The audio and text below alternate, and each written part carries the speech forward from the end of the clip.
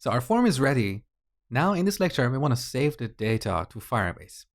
But for the purpose of this lecture, we want to assume that the data in our form is valid. So we want to implement things step by step, one thing at a time, one task at a time. Don't try to do too many things. Otherwise, you get distracted easily and the quality of your code may not be optimal. So here we're assuming that everything is valid and we just want to focus on saving the data to Firebase. In the next lecture, we'll add validation to this form. So back to our template, the first thing we need to do is to apply the ng-model directive on each of these input fields. So that would create a form control object for each input field. Then when submitting the form, we can read the value of the form as one JSON object and then send it to Firebase for persistence. So here's our first input field. I'm going to apply the ng-model directive. And as a requirement, we should also set the name attribute here. So this will determine the name of the property of that JSON object that represents the value of this form. So here I'm going to set this name to title.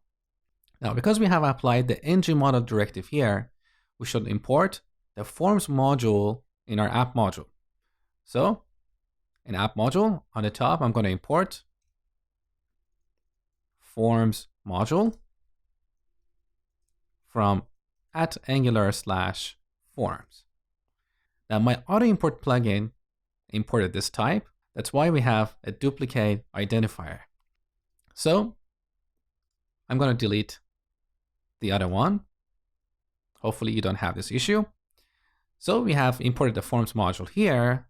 Now we need to add it to our imports array. The reason we're doing this is because that ng-model directive is defined in the forms module. Otherwise, we're going to get a runtime exception. So now back to our form. Similarly, I'm going to apply the ng-model to other input fields here. So here's our price input field. One more time, ng-model, and we set the name to price. Now the category.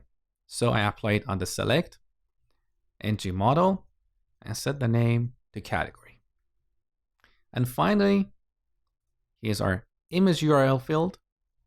So one more time, ng-model, and name is image URL.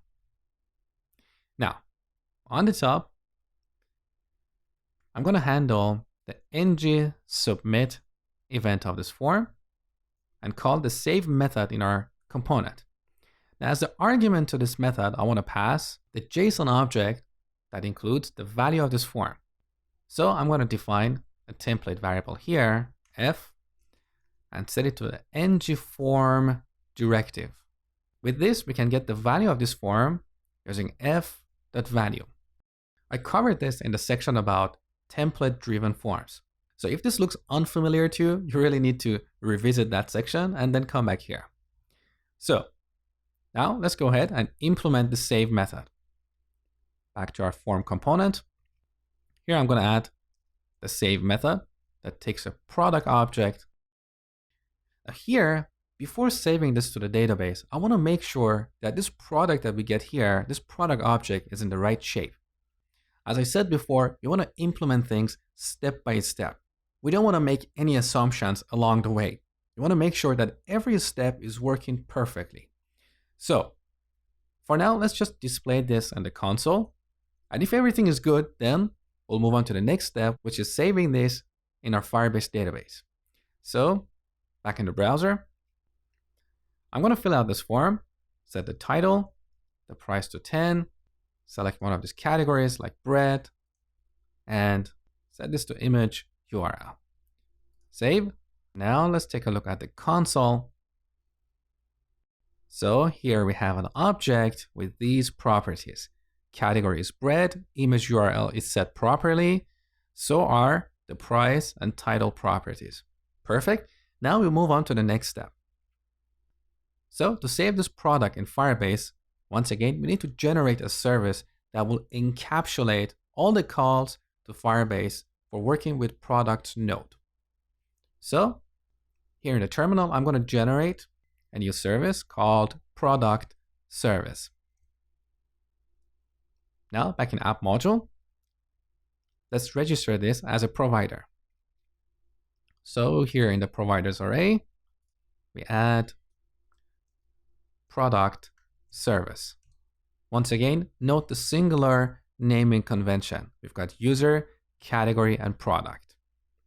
Now finally, let's go back to our component and inject this product service into this constructor.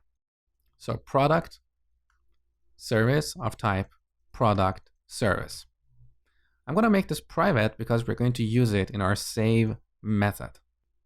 So here in the save method, I want to call this .product service dot.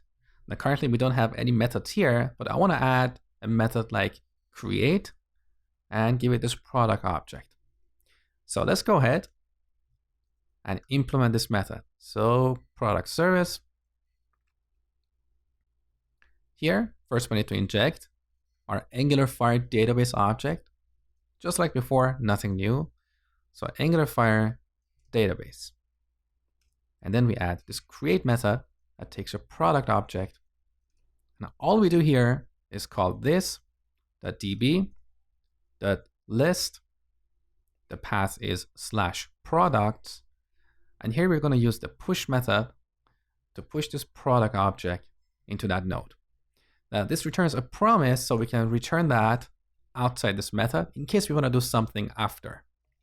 So we simply created the service and use it in our component in the save method. One line of code, step by step. Let's test the application up to this point. So once again, I'm going to fill out this form. Title, $10 in the bread category, and here's the image URL. Save. Now let's take a look at our database. So look, we have a new node, products. This is the ID that Firebase automatically generated for this new product. It's a unique identifier. And under that, we have all these properties of this product object. Beautiful. So next, we're going to add validation to our form.